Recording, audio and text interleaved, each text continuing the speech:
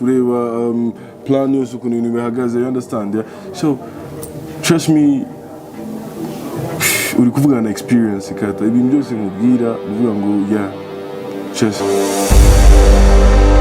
Amani Bizimana yamamaye binyuze mu ijwi rye gihariye n'ubuhanga mu njyana ya Afrobeat. Yatangiye kumenyekana cyane mu mwaka wa 2018 ubwo asuraga indirimbo ye yise Yambi ikakirwa neza n'abakunzi b'umuziki. Munyemere dutangira amateka y'umusore magufi muzi cyane nka Amaloni. Nge mwumva ni Cedric nk'ibisanzwe.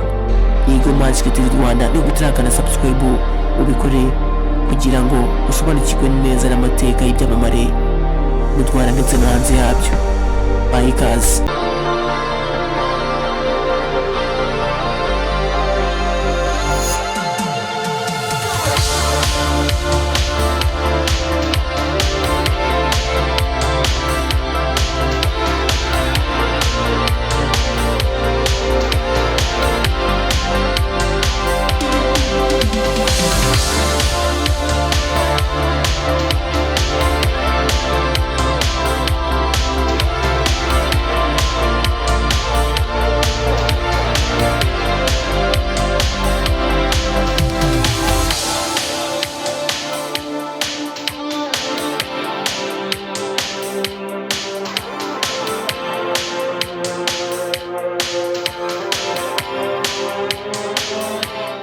Izina rye ryagize imbaraga ridasanzwe binyuze mu ndirimbo nka Byakubaho, Derira, Imanga ndetse n'itwa Byukuri.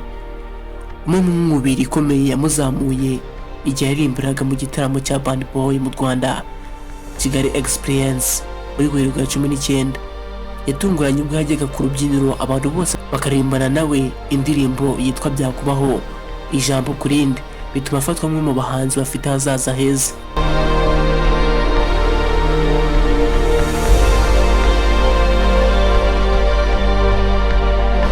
Yatangiye ari umuraperi ariko aza guhindura ajya muri R&B na Afrobeat, ari nabyo byatumye izina rye ryamamara mu ngo zose. Nyuma yo kuva muri 1K Entertainment 2021 yakomeje gukora umuziki ku giti cye.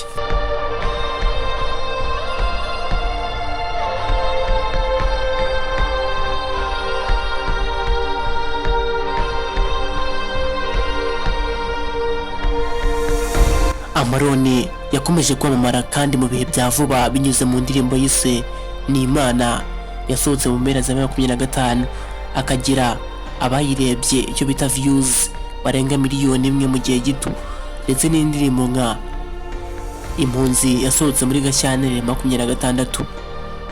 Mureke dusorezanga ikiganiro cyacu. Nge mwumvaga ni Cedric n'inshuti.